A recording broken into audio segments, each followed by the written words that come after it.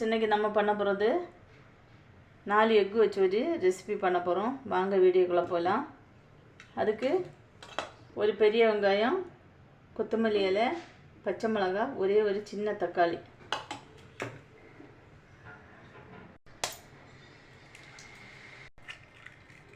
நாலுக்கு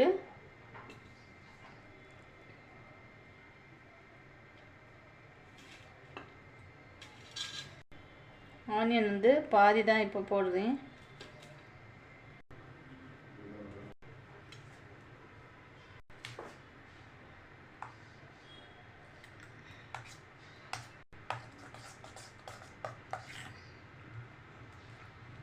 தேவைக்கு உப்பு போட்டுக்கலாம்.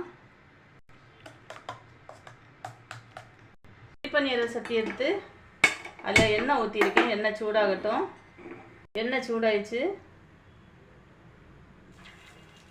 எல்லாத்துலேயும் கொஞ்சம் கொஞ்சமாக ஊற்றி விட்டுடலாம்.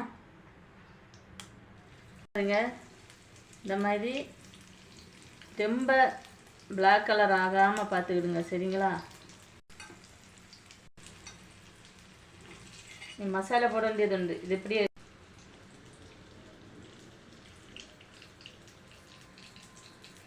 இப்போ இதுக்கேற்ற மசாலா பண்ணலாம்.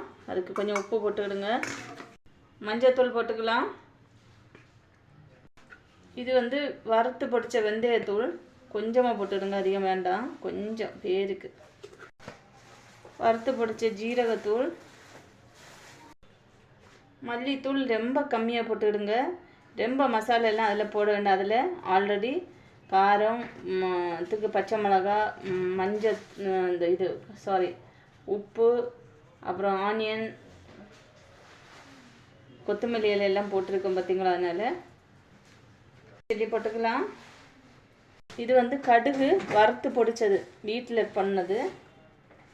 கொஞ்சம் ரொம்ப போட்டுக்க கூடாது. ரொம்ப போட்டிங்கன்னா கசப்பு தன்மை வந்துடும். ரொம்ப கம்மியாக போட்டுடுங்க.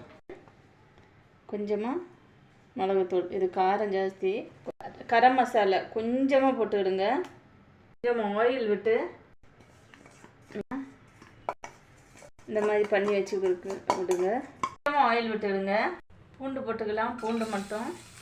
இந்த மசாலா போட்டுக்கலாம். நல்லா வந்து சிம்மில் வச்சுடுங்க. தண்ணி ஊற்றிக்கலாம். இப்போ இதெல்லாம் இதில் போட்டுக்கலாம். இது உடையாமல் நைஸாக இது பண்ணி விட்டுருங்க, சரிங்களா?